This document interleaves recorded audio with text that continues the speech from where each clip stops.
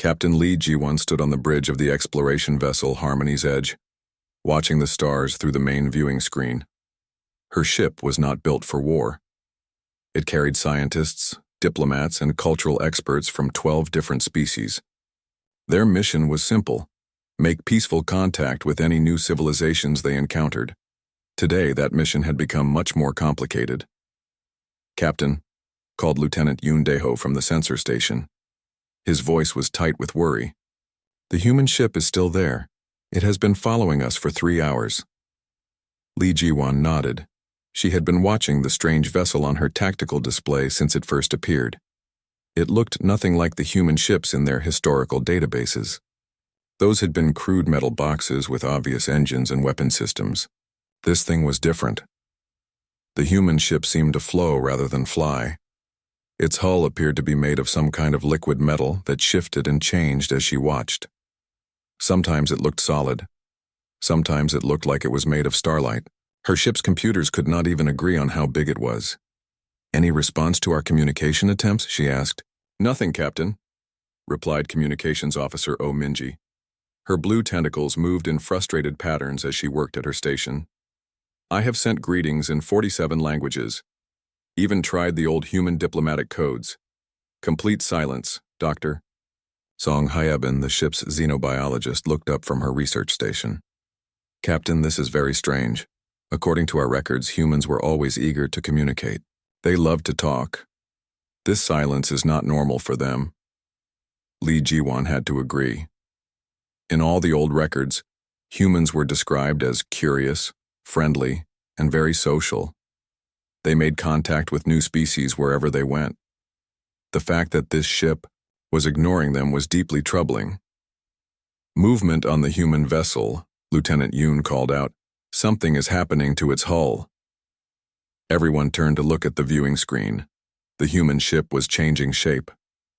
What had been a smooth, flowing form was now growing structures that looked like communication arrays. But these were not made of metal or crystal. They looked like they were grown from the ship itself, like branches on a tree. Suddenly, every speaker on the bridge came to life with a calm, clear voice. "Greetings, Harmony's Edge. This is Captain Kim Dong-yeon of the human vessel Song of Tomorrow. We apologize for the delay in responding. We were learning your language." The bridge fell, silent. Finally, Lee Ji-won found her voice. "Learning our language? In 3 hours." "Yes," Kim Dong-yeon replied. "We are faster at such things now. We would like to request a diplomatic meeting. There are matters we need to discuss." Lee Ji-won looked at her crew. Dr. Song was practically bouncing with excitement. Oh Min-ji's tentacles were waving in patterns that meant she was very curious. Lieutenant Yoon looked worried, but he nodded when she looked at him. "Very well, Captain Kim. We can arrange a meeting. Would you prefer to meet aboard our ship or yours?" There was a pause. "Neither. We suggest neutral ground. The asteroid field 30,000 kilometers from your current position should work well." Lee Ji-won frowned. "Captain, that asteroid field is not safe for small craft. The debris will not be a problem," Kim Dong-yeon interrupted gently. "We will prepare a suitable location. Please bring no more than 5 representatives. We will do the same." An hour later, Lee Ji-won found herself in a shuttle with her best people, heading toward the asteroid field. Dr. Song sat beside her, constantly checking her equipment. Oh Min-ji was trying to establish communications with the human shuttle that was supposed to meet them. Lieutenant Yoon kept one hand on his sidearm, though they all knew weapons would be useless if the humans meant harm. Their 5th crew member was Ambassador Nam Woo-jin, a diplomatic expert who had studied human culture for years. He sat quietly, reviewing everything they knew about human customs and behavior. "There," Oh Min-ji said, pointing ahead. "I see something." What they saw made no sense at all. In the middle of the chaotic asteroid field, there was a perfect sphere of empty space. The asteroids had been pushed aside to create a meeting area the size of a small moon. In the center of the sphere hung a simple platform made of what looked like crystallized starlight. "How did they do that?" Lieutenant Yoon whispered. Dr. Song was scanning frantically with her instruments. "The energy readings are impossible," It would take the combined power of our entire fleet to move those asteroids, and they did it in less than an hour. As their shuttle approached the platform, they saw another craft coming from the opposite direction. But calling it a craft was not quite right. It looked more like a piece of the human ship had detached itself and was flying independently. It had no obvious engines or control surfaces, but it moved with perfect precision. Both shuttles landed on the platform at the same time.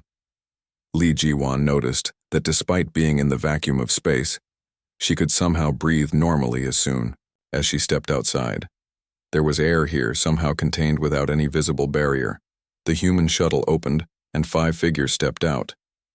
Li Jiwan had expected them to be wearing spacesuits, but they wore simple clothes that looked like they were made of liquid shadow.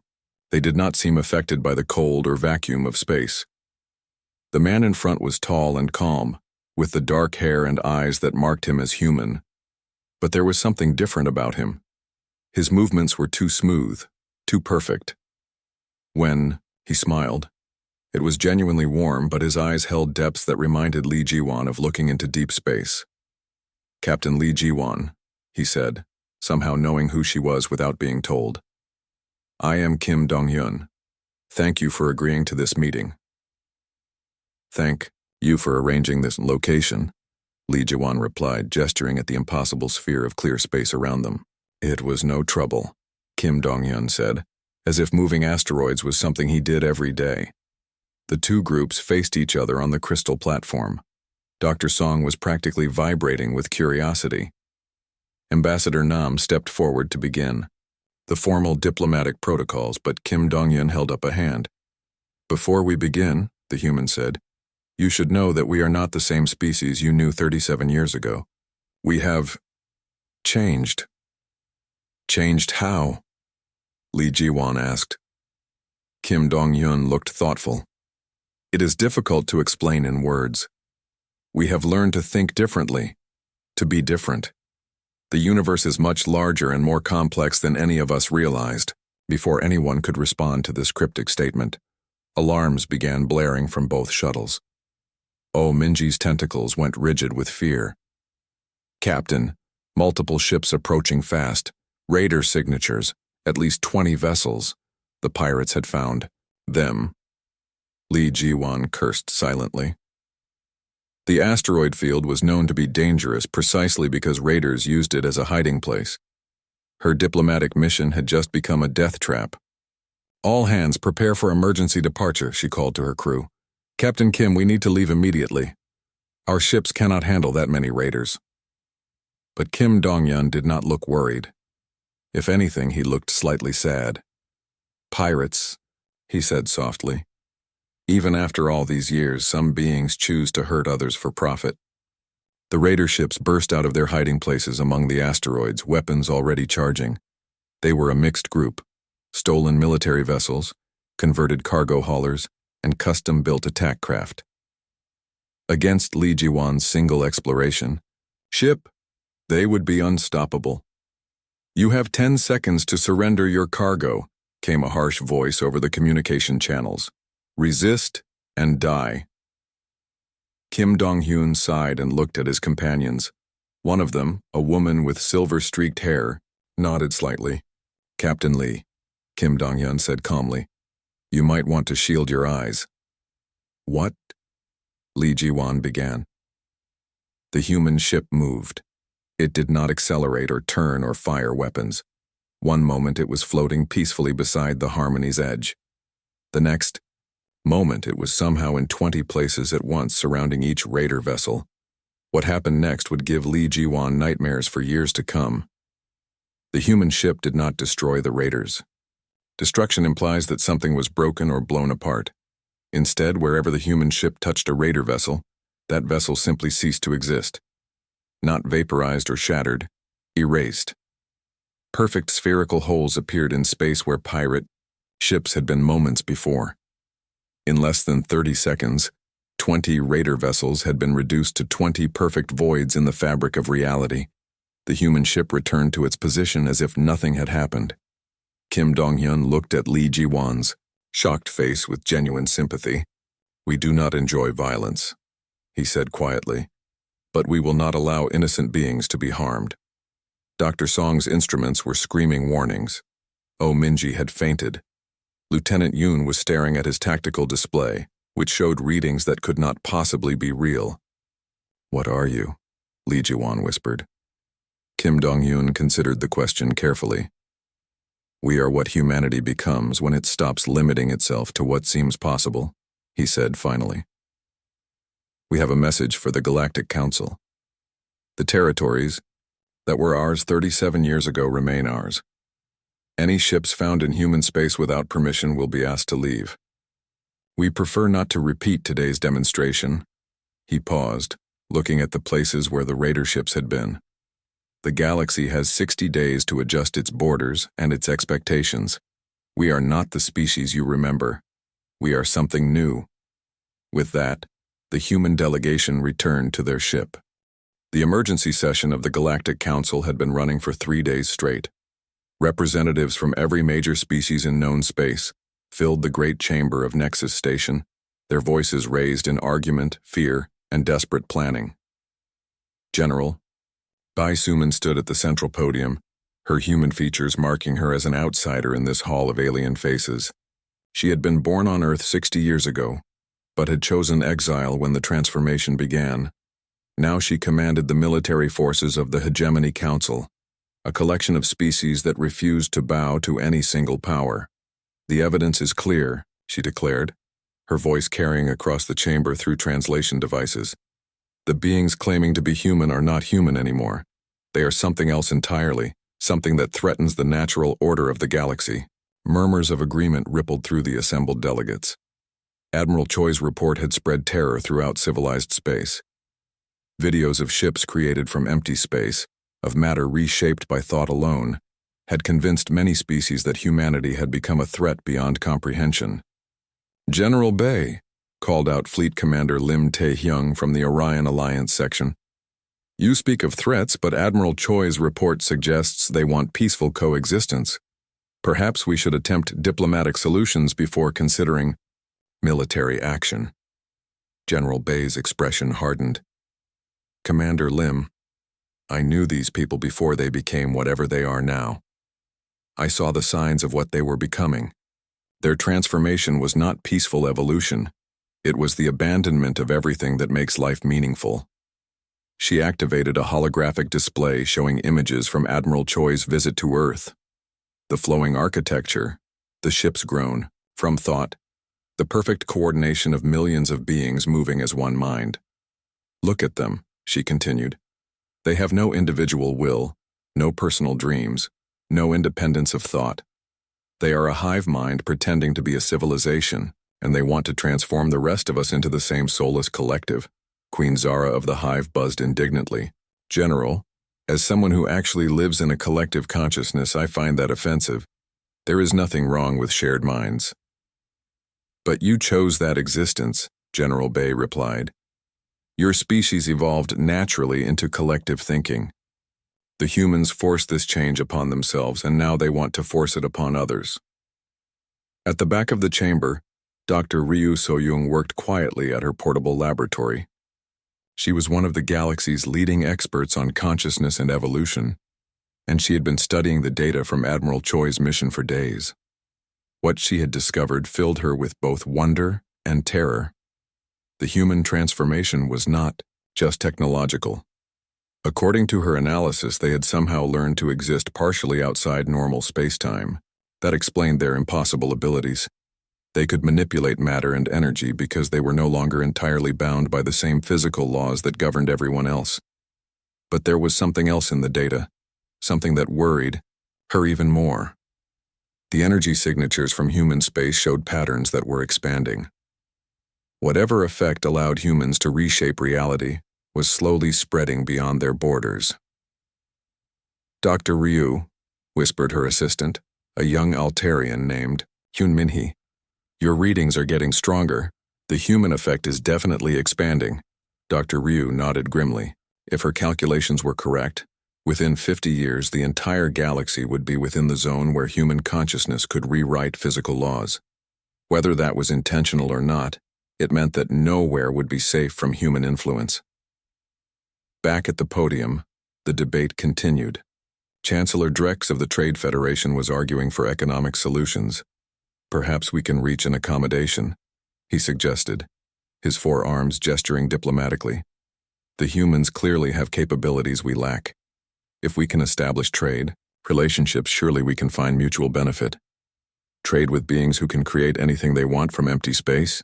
Scoffed Warlord Corv, his scarred face twisted with disdain. What could we possibly offer them that they cannot simply will into existence? President Han Minseok of the New Republic, one of the few moderate voices in the chamber, tried to calm the discussion. We should remember that these are still recognizably human in many ways. Admiral Choi reported that they showed emotion, nostalgia, even regret. Perhaps we can appeal to whatever humanity remains in them. Humanity? General Bay laughed bitterly. I watched my own sister transform, President Han. She became something that looked like her, sounded like her, but had no individual thoughts or feelings. These beings are wearing human faces, but they are not human. The debate might have continued for hours more, but it was interrupted by urgent alerts from the communications center. Lieutenant Kim Daeho rushed into the chamber, his face pale with shock. Honored delegates, he announced. We have just received reports from 17 different star systems. Human ships have been detected at the edge of each system's territorial space. A chill fell over the chamber. General Bay was the first to speak. How many ships? Unknown, General. The ships appear and disappear without warning. Our sensors cannot maintain consistent locks on them, but estimated numbers suggest hundreds of vessels in each system. Fleet Commander Lim stepped forward. Are they making any threatening moves? No, sir. They are simply observing. Each ship maintains position just outside territorial boundaries. They respond to communications with the same message. Territorial. Adjustments required. 60 days remain. The chamber erupted in panicked discussion. Some delegates called for immediate military mobilization. Others suggested evacuation of border systems. A few still advocated for diplomatic contact. General Bay raised her voice above the chaos. Honored delegates, this is exactly what I warned you about. The humans are positioning forces throughout the galaxy. They are preparing for conquest. We do not know that, Fleet Commander Lim argued. They may simply be establishing boundaries. Boundaries that encompass 12 star systems that have been occupied by other species for decades, General Bay replied. Systems that were colonized after humanity withdrew from galactic society. She was right, and everyone knew it. During humanity's 37-year absence, other species had established colonies and trade posts throughout the former human territories. If the humans were reclaiming those systems, millions of beings would be displaced. Or worse. Dr. Ryu finally stood up from her workstation. Honored delegates, I have completed my analysis of the human transformation. The chamber fell silent as she approached the podium. Her reputation as a scientist commanded respect from all species. The beings we call humans have undergone a transformation that goes beyond anything in recorded history, she began. They have learned to exist partially outside our normal space-time, which gives them abilities that appear impossible to us. She activated her own display, showing complex equations and energy pattern analyses. More importantly, the effect that allows them to manipulate reality is expanding. My calculations suggest that within 50 years, the entire galaxy will be within their sphere of influence. Whether they intend it or not, every star system will eventually be subject to their version of physical law. The implications hit the delegates like a physical blow. If Dr. Ryu was correct, there would be no escape from human influence. No corner of the galaxy would remain free of their power. How do we stop it? Asked Queen Zara. I do not know if it can be stopped, Dr. Ryu admitted, but I believe it can be contained if we act quickly. The expansion appears to be tied to human consciousness. If we could limit their numbers or disrupt their collective mind. You are talking about genocide, Fleet Commander Lim said quietly. I am talking about survival. General Bay replied. Dr. Ryu, what kind of force would be required? Dr. Ryu looked uncomfortable with the direction the conversation was taking. General, the humans have demonstrated the ability to create ships and weapons from pure thought. Conventional military force would be useless against them. Then we need unconventional weapons, General Bay declared. Weapons specifically designed to disrupt their consciousness network, to force them back into normal space-time where they can be fought. President Han Min-sik stood up slowly. General Bay, you are proposing war against beings who have shown no hostile intent beyond reclaiming territory they consider rightfully theirs. I am proposing defense against beings who have the power to reshape the galaxy according to their will, General Bay replied. Whether they intend harm or not, they are too dangerous to be allowed to continue their expansion. The vote, when it came, was closer than many expected. The moderate factions led by Fleet Commander Lim and President Han argued for continued diplomatic efforts. But fear won in the end. By a margin of just 12 votes, the Galactic Council authorized the creation of the largest military force in recorded history. 12 million ships from 47 species would be assembled. Every advanced technology in the galaxy would be employed. Weapons that could destroy planets, reality-warping devices that could tear holes in space-time itself, and experimental consciousness disruption technologies that might be able to force the humans back into normal matter. General Bay was given command of the United Fleet. The massive space station called Nexus hung in the void like a steel flower. Its metal petals stretched out in all directions, each one bigger than most planets. Inside the central hub, alien beings from across the galaxy gathered for another meeting of the Galactic Council. Commander Yoon Suho walked through the curved hallways, his boots making soft sounds on the smooth floor. He was tall for his species, with blue skin that seemed to shimmer under the artificial lights. As head of the Altarian Defense Force, he had seen many strange things in his long career, but nothing puzzled him more than the empty chair in the council chamber. The human chair had been empty for 37 years. Yoon Suho remembered the last time he saw a human at these meetings. Ambassador Kang Min-ho had been a quiet man with dark eyes and steady hands. He spoke little during the debates, but when he did speak, others listened. Then one day, after a heated argument about mining rights in the outer systems, Kang Min-ho simply stood up and left. He never came back. Commander Suho, called a voice from behind him.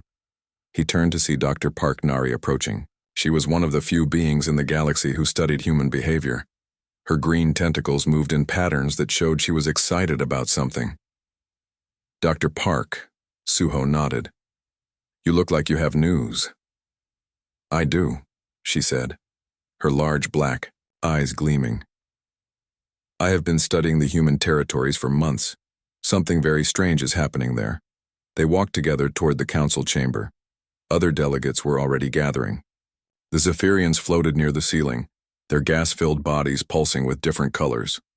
The rock-like granite lords sat heavily in their reinforced chairs. The insect-like hive queens clicked and buzzed to each other in their own language. But the human section remained empty.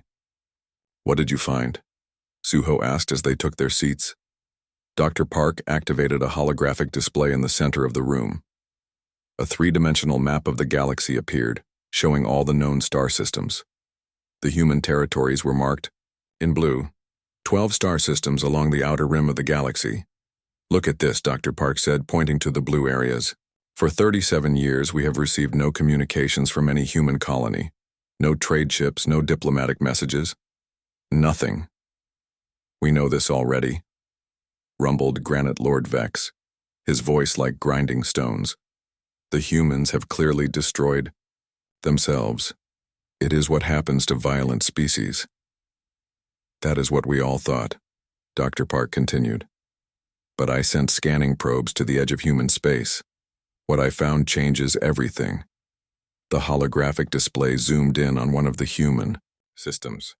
Instead of dead planets and empty space, the scanners showed massive construction projects. Huge structures moved between the planets like living things. Energy readings flickered across the display in patterns that made no sense. This is impossible, whispered Queen Zara of the Hive, her insect voice buzzing with confusion. Those energy levels would require the power of 10 stars. And look at this, Dr. Park said, changing the display. The human homeworld, Earth. The image that appeared made the entire council chamber fall silent. Earth was no longer a simple blue and green planet. It was surrounded by a ring of metal and crystal that stretched around its entire orbit. The ring pulsed with energy that made the display flicker and spark. "What are they building?" Suho asked, leaning forward in his chair. "I do not know," Dr. Park admitted. "But whatever it is beyond anything we have seen before. The humans did not disappear because they were weak. They disappeared because they were working on something." Chancellor Drex of the Trade Federation stood up, his forearms waving in agitation. "This is very bad news. If the humans have been building weapons for 37 years, they could threaten the entire galaxy. We should attack them now," said General Korv of the War Worlds, his scarred face twisted with anger, "before they become too strong." "Wait," Suho said, holding up his hand. "We do not know what their intentions are. Maybe they are not building weapons at all." "Then what?" asked Queen Zara. Dr. Park looked at her data again. "I have studied human history. They are not like other species. When they face a problem they cannot solve, they do not give up. They change themselves." The council chamber erupted in discussion. Some delegates argued for immediate military action. Others wanted to send diplomatic missions. A few suggested they should simply leave the humans alone, but Suho was thinking about something else. He remembered the last conversation he had with Ambassador Kang Minho, just before the human left Nexus Station forever.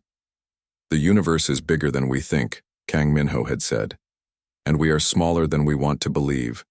Sometimes to become worthy of the stars you must first step away from them." At the time, Suho thought the human was just being philosophical. Now he wondered if Kang Minho had been trying to warn them about something. The debate continued for hours, but no decisions were made. The council agreed to increase monitoring of human space and prepare defense fleets just in case. But deep down, everyone knew they were just guessing about what the humans were really doing. As the meeting ended and the delegates began to leave, Dr. Park approached Suho again. "Commander," she said quietly, "there is something else. Something I did not show the others." She activated a small personal display device. On the screen was a single image from the edge of human space. It showed something that looked like a ship, but it was unlike any vessel Suho had ever seen. Instead of metal plates and obvious engines, it seemed to be made of flowing light and shadow. It was beautiful and terrifying at the same time. "My long-range scanners caught this image 3 days ago," Dr. Park whispered. "It appeared for only a few seconds, then vanished. But the energy signature was definitely human." Suho stared at the image. "How big was it?" "At least 1 kilometer long. Maybe longer. It was hard to tell because it seemed to bend space around itself." They stood in silence for a moment, looking at the impossible ship. "What do you think they have become?" Suho asked. "I do not know," Dr. Park replied. "But I think we are about to find out." The next morning, alerts began flashing across every monitoring station in the galaxy. Long-range sensors had detected movement at the edge of human space.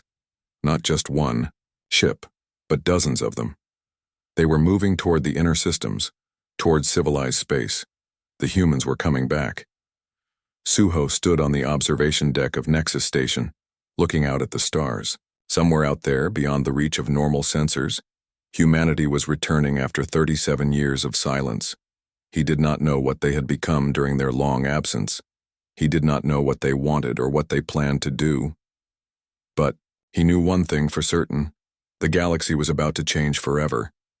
In the distance, a star flickered in a way that stars should not flicker. Then another, and another. The silent years were over. The crystal platform dissolved into sparkling dust.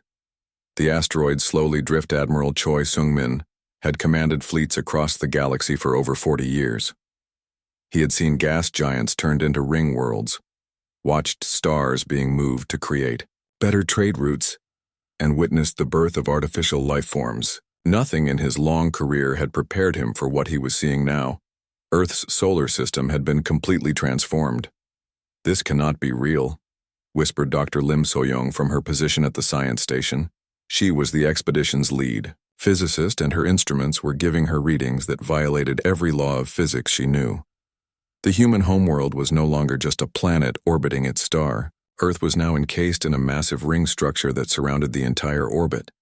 The ring was not solid metal or crystal, like the megastructures other species built. It seemed to be made of flowing energy that had somehow been given physical form. "The ring is manufacturing something," reported Commander Park Ji-hoon from the tactical station. "I am detecting the construction of vessels at a rate of—" "This cannot be correct." "What are your readings?" Admiral Choi asked. 1,000 ships per hour, sir. Complete vessels, not just components. They appear to be growing rather than being assembled." Admiral Choi looked at the other ships in his small diplomatic fleet. He had brought only 5 vessels, hoping to appear non-threatening to the humans. Now he wondered if bringing 5,000 ships would have made any difference. "Sir," called Lieutenant Kim Minho from communications, "we are receiving a transmission from Earth." "Put it through." The main screen flickered and a woman appeared. She looked human enough. Dark hair, calm eyes, simple clothing, but there was something about her that made Admiral Choi's skin crawl. She seemed too perfect, too controlled. When she moved, it was with a precision that no biological creature should possess. "Admiral Choi Sung-min," she said, somehow knowing his name without being told. "Welcome to our solar system. I am Dr. Song Hee-bin, current coordinator for Earth's external relations. We have been expecting you." "Dr. Song," Admiral Choi replied carefully. "I bring greetings from the Galactic Council. We hope to re-establish diplomatic relations between humanity and the rest of the galaxy." Of course, Dr. Song smiled, but the expression did not reach her eyes. "Please bring your fleet to Earth orbit. We have prepared facilities for your visit." The communication ended. Admiral Choi looked at his crew, seeing his own uncertainty reflected in their faces.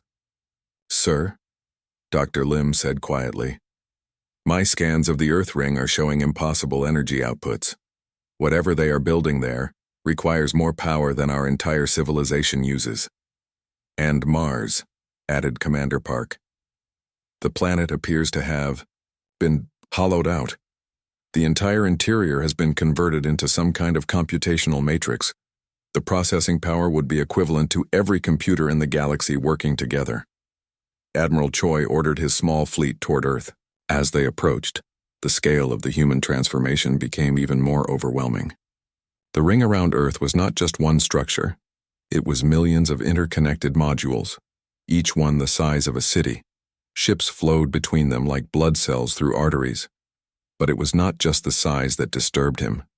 Everything moved with perfect coordination, as if the entire system was controlled by a single mind.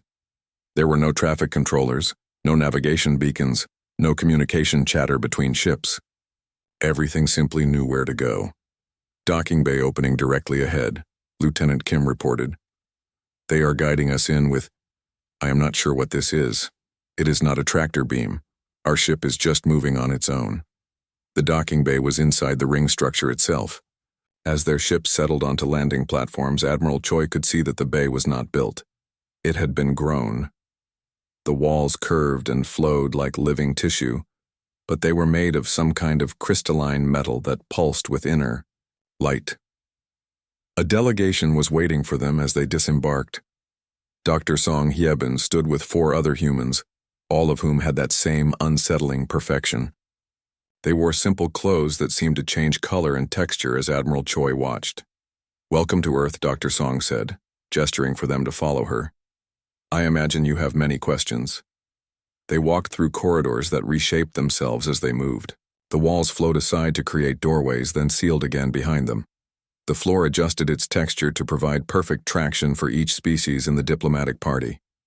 "Dr. Song," Admiral Choi began, "what happened here? This is not the Earth we remember." "We evolved," she replied simply. 37 years ago, we realized that our biological forms were limiting us. We found ways to become more than we were.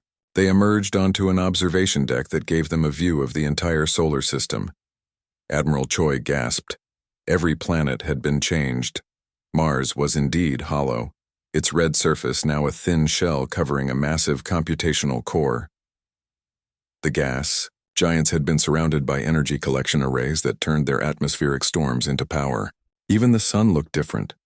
Controlled solar flares danced across its surface in patterns too complex for chance. "You have harnessed your entire star system," Dr. Lim said, her voice filled with awe and terror. "We have made it efficient," Dr. Song corrected. "Every photon of energy, every particle of matter serves a purpose. Nothing is wasted." Commander Park stepped forward. "Dr. Song, our scans show impossible energy readings throughout your system. You appear to be violating several fundamental laws of physics."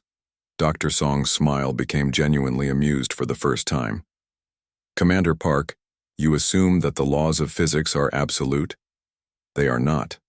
They are more like suggestions. When you understand the universe deeply enough, you can persuade it to behave differently." "That is impossible," Dr. Lim protested. "The laws of physics are universal constants." "Are they?"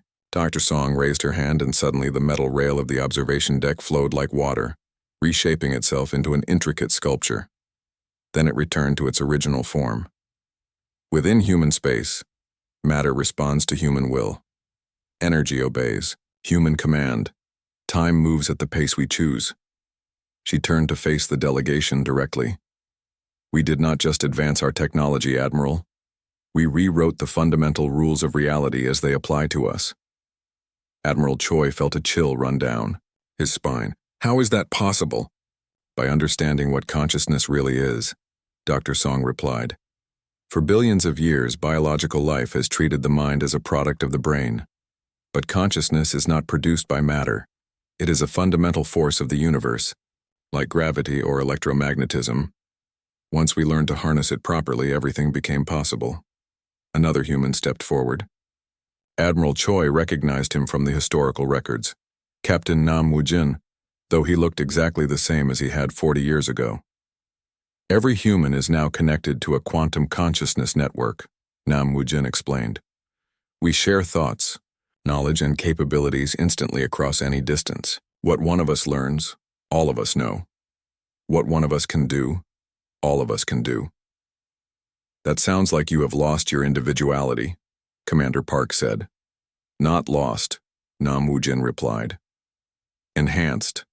I am still myself, but I am also part of something greater. Imagine if your left hand could access the memories and skills of your right hand instantly. Now imagine that expanded to include millions of minds." Dr. Song gestured toward the window again. "Would you like to see a demonstration?" Before anyone could answer, she simply reached out toward empty space. Her hand passed through what Admiral Choi had thought was vacuum, but instead of finding nothing, she grasped something invisible and pulled. A ship materialized in her hand. Not a model or a hologram, but an actual spacecraft the size of a building, somehow compressed to fit in her palm. As she opened her hand, the ship expanded to its full size and took its place among the traffic, flowing around the ring structure. "We create by thinking," Dr. Song explained casually. "We build by willing. The quantum foam that fills all space is full of potential matter and energy. We have learned to collapse that potential into whatever forms we need." Dr. Lim's instruments were screaming warnings as they tried to process what they had just witnessed. "You created matter from nothing," she whispered. "Not from nothing," Dr. Song corrected. "From everything. The universe is full of probability, waves and quantum fluctuations. We simply encourage them to collapse into useful forms." Admiral Choi found his voice again.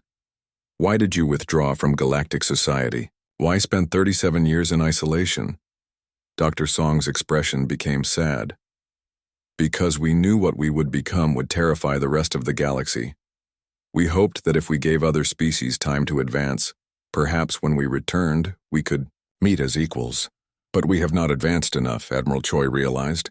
"No," she confirmed. "You are still bound by the limitations of biology and conventional physics. We are not." Captain Nam Woo-jin stepped forward. "Admiral, we want you to understand that we bear no ill will toward the rest of the galaxy.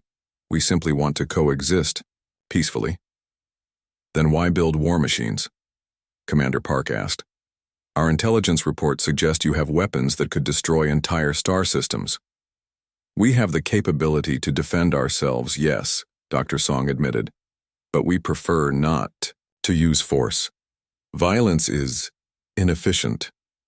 She gestured toward a section of the ring where new SSE. As the delegates filed out of the chamber to begin mobilizing their forces, she stood alone at the podium, looking at the star charts showing human positions. The largest fleet in galactic history assembled at the Centauri Junction, a strategic crossroads where 7 major hyperspace routes met. 12 million ships from 47 species filled the void between stars, their combined mass creating gravitational distortions that bent light itself. General Bei Suman stood on the bridge of the flagship Unified Will, watching the tactical displays that showed the impossible scope of her command. Altarian cruisers flew alongside Zephyrian gas bag carriers. Hive Queen bioships moved in perfect formation with Granite Lord battle fortresses. The entire galaxy had united against the human threat. General, reported Admiral Ko Ji-hoon, her second-in-command. All fleet elements are in position. The reality disruption weapons are charged and ready. General Bei nodded. The weapons were experimental technology that could theoretically force matter back into normal spacetime. If Dr. Ryu's theories were correct, they might be able to strip the humans of their impossible abilities. But they had never been tested against actual targets.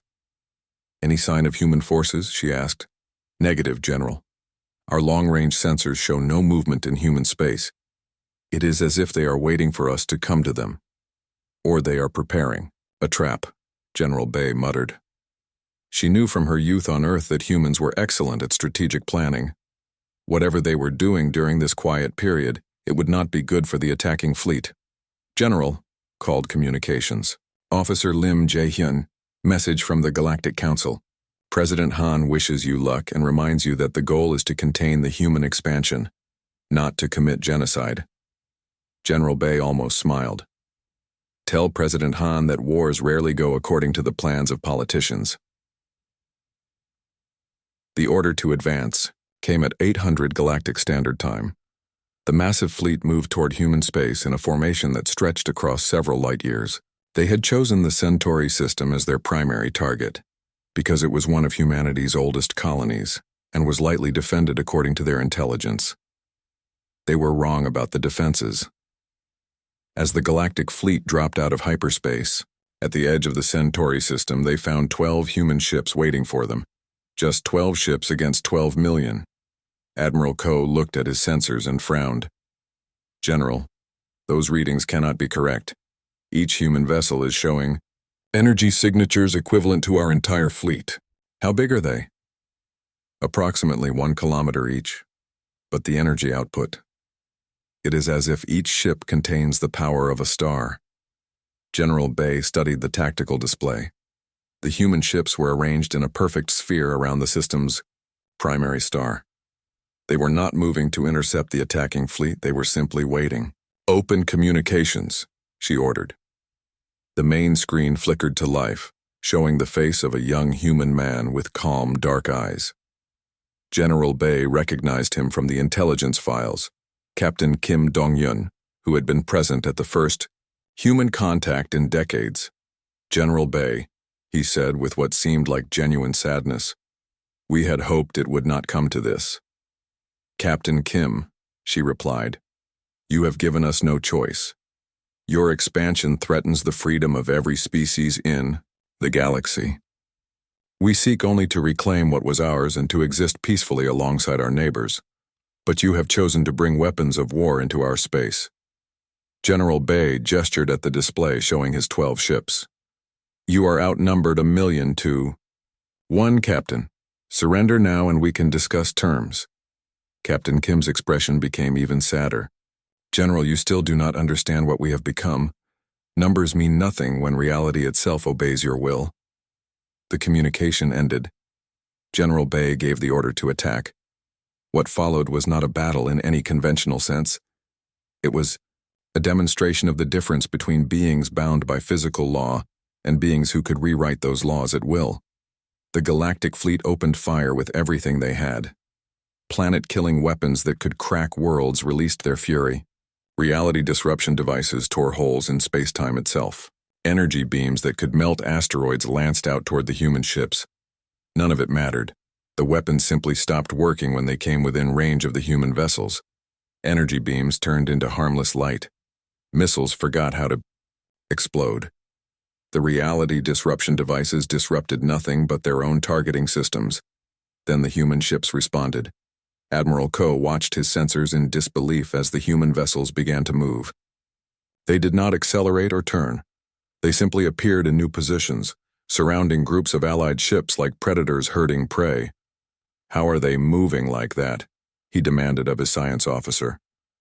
"They are not moving through space, Admiral," Dr. Park Min-soo replied, his voice shaking. "They are rewriting the definition of where they are.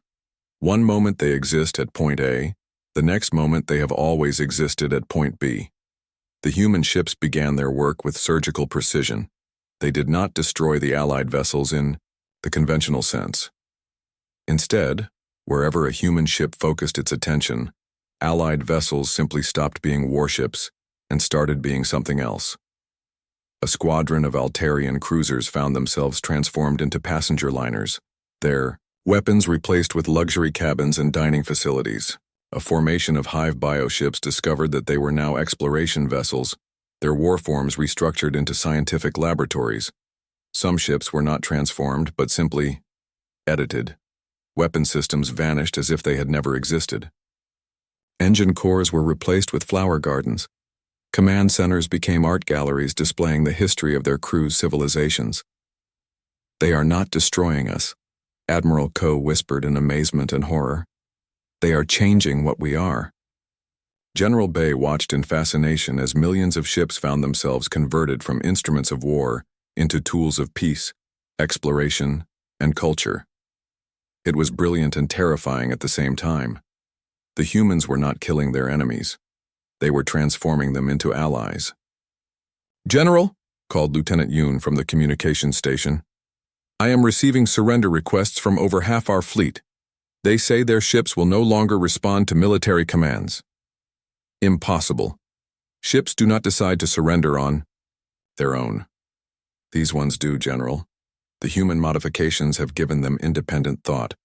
They are choosing peace over war." General Bay realized with growing horror that the humans were not just winning the battle, they were winning the philosophical argument. By transforming weapons of war into instruments of peace and exploration, they were demonstrating their vision of what the galaxy could become. But the battle was not over. A core group of ships, protected by reality anchoring devices that the Granite Lords had developed, remained immune to the human transformations. General Bay gathered these vessels around her flagship and prepared for a final assault. "All ships, concentrate fire on the lead human vessel," she ordered. "Reality anchors at maximum power." The focused assault from 10,000 remaining warships struck Captain Kim's vessel with enough force to shatter moons. For a moment, it seemed to work. The human ship flickered, its reality-bending abilities disrupted by the anchoring fields. Then, Captain Kim's voice came over the communications again, but now it carried the weight of 11 other minds speaking in perfect unison. "You force us to be direct," the 12 voices said as one. "We prefer subtle solutions, but we will defend ourselves as necessary." What happened next would be debated by military historians for generations. The 12 human ships began to change, not their positions in space, but their fundamental nature. They became less like vessels and more like forces of nature, gravity wells that bent space around them, electromagnetic storms that turned matter into energy and back again at will. The reality anchoring devices that had protected General Bay's remaining ships began to fail under the assault of beings who existed partially outside reality itself. One by one, her vessels found themselves transformed like all the others. General Bay's flagship was the last to fall. As the human influence washed over the unified will, she felt her ship's weapon systems dissolving and reforming into something else. But instead of being transformed into a peaceful vessel like the others, her ship became a museum. Specifically, a museum dedicated to the history of warfare and the cost of choosing violence over diplomacy. She found herself standing in a gallery filled with displays showing every major conflict in galactic history. Each exhibit explained not just what had happened, but why it had been unnecessary, and how it could have been avoided through better communication and understanding. Captain Kim materialized beside her, not as a hologram or through transportation, but by simply choosing to exist in that location. "General Bay," he said gently, "we do not wish to humiliate you or your people, but we hope you will learn from this experience. You could have killed us all," she said quietly, studying a display about the ancient wars between her species and the Altarians. "Yes. But what would that have accomplished? Death creates only more death. Transformation creates possibility." General Bay looked around at the museum her flagship had become. Despite herself, she was impressed by the elegance of the solution. Rather than destroying their enemies, the humans had turned them into teachers and students of peace. What happens? 6 months after the Battle of Centauri, the Galactic Council convened for the most important session in its history. The Great Chamber on Nexus Station had been rebuilt, not by construction crews, but by human volunteers who had simply willed it into a new configuration that better served the needs of all species present. President Jang Seoyoung of the United Human Worlds stood at the central podium, her calm presence filling the space with an odd sense of peace. She looked entirely human, but everyone present knew that appearances could be deceiving when it came to her species. The assembled delegates represented a galaxy in transition. Some species had accepted humanity's offer of guided evolution. Their representatives now bore subtle signs of enhancement.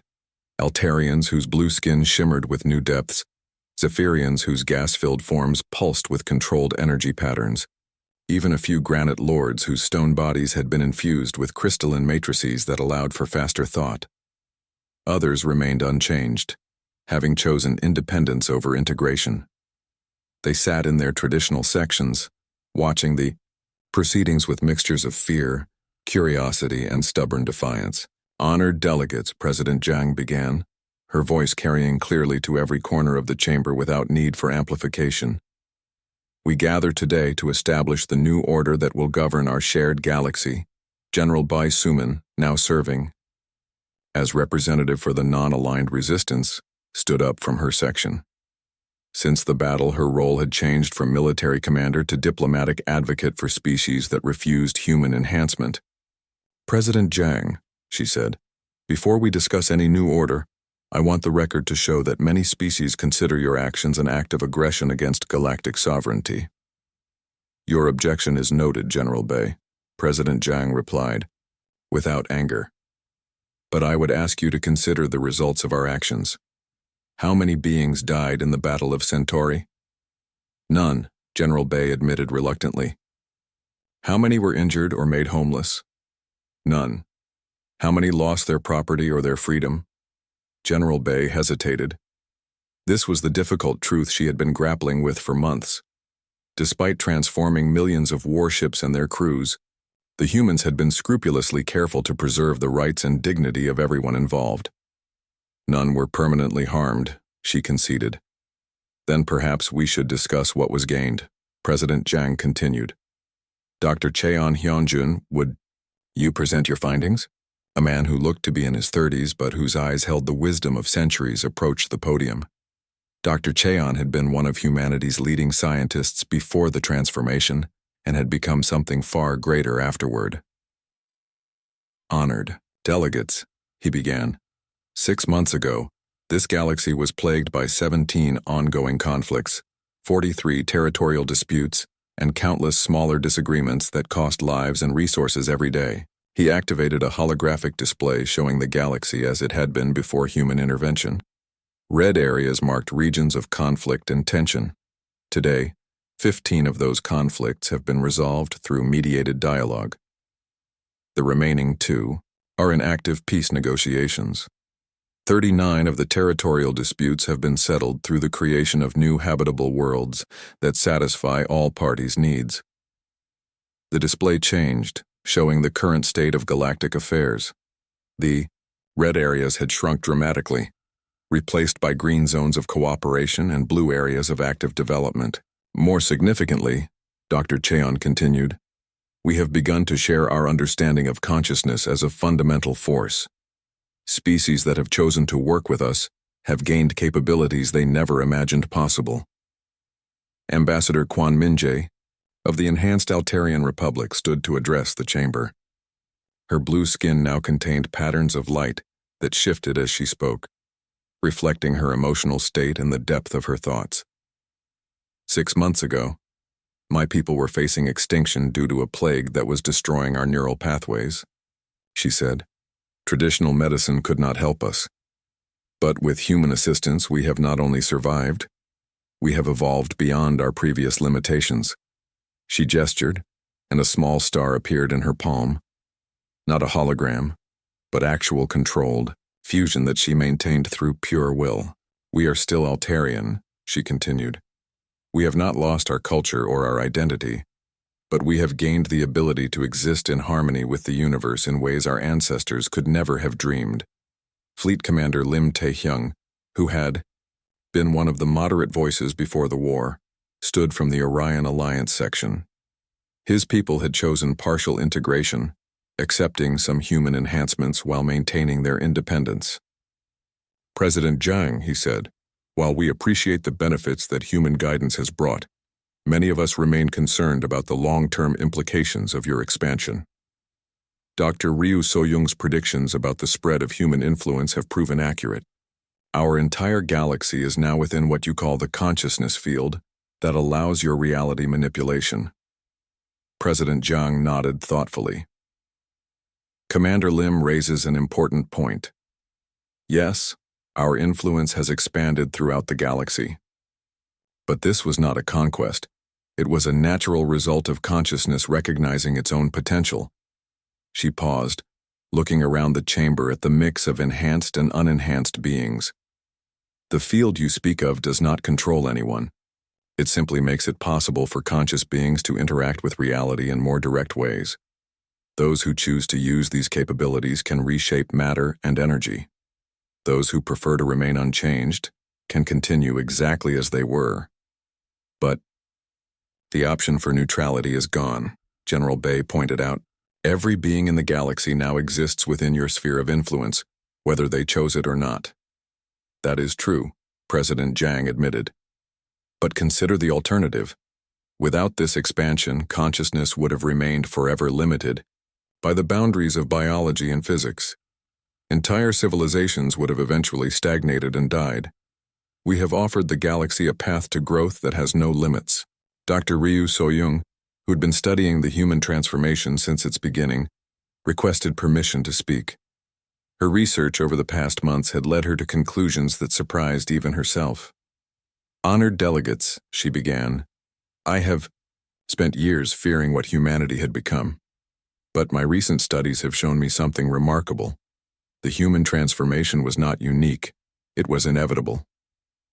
She activated her own display, showing evolutionary patterns across multiple species and time periods. Consciousness naturally evolves toward greater complexity and capability. Every species in this galaxy would have eventually discovered the same truths that humanity found, given enough time and the right circumstances. Humans simply reached that point first. Are you saying we were all destined to become like them? Asked Queen Zara of the Hive. Not exactly like them, Dr. Ryu replied. Each species brings its own perspective and capabilities to consciousness evolution. Hive minds like yours offer insights into collective thinking that individual-based species cannot achieve. The Granite Lords contribute understanding of matter manipulation that comes from their silicon-based existence. Every species has something unique to offer. President Yang smiled, the first completely natural expression she had shown during the session. This is exactly what we had hoped you would understand, she said. We are not trying to make everyone human. We are trying to help everyone become the best version of themselves. The session continued for hours as delegates asked questions and raised concerns. Some worried about the preservation of traditional cultures. Others asked about the limits of human power and what safeguards existed against abuse. To each concern, the human representatives had thoughtful answers backed by concrete examples. cultural preservation programs that maintained the traditions of every species while allowing for growth, safeguards built into the consciousness network that prevented any individual or group from dominating others, democratic processes that allowed all enhanced beings to participate in decisions affecting the galaxy. As the day progressed, it became clear that a new consensus was emerging. Even some of the most resistant species were beginning to see the benefits of the human approach. Trade had increased dramatically as scarcity became less of an issue. Conflicts were being resolved through enhanced empathy and understanding. Scientific advancement was accelerating as minds connected across species barriers shared knowledge and insights. Commander Imgeon-woo, representing the Enhanced Defense Coalition, presented the proposed new Galactic Charter. It established 3 classes of membership in the galactic community. Integrated species that had chosen full consciousness enhancement lived within zones where reality was malleable to thought and will. These beings took responsibility for guiding and protecting less advanced civilizations. Associated species that had chosen partial enhancement maintained their traditional forms while gaining access to improved technology and expanded capabilities. They served as bridges between the enhanced and unchanged populations. Independent species that had chosen to remain unchanged were guaranteed protection and sovereignty within their chosen territories. They would be free to develop at their own pace without interference. The vote on the new charter was closer than many expected, but it passed by a significant margin. Even General Bay, representing the strongest opposition to human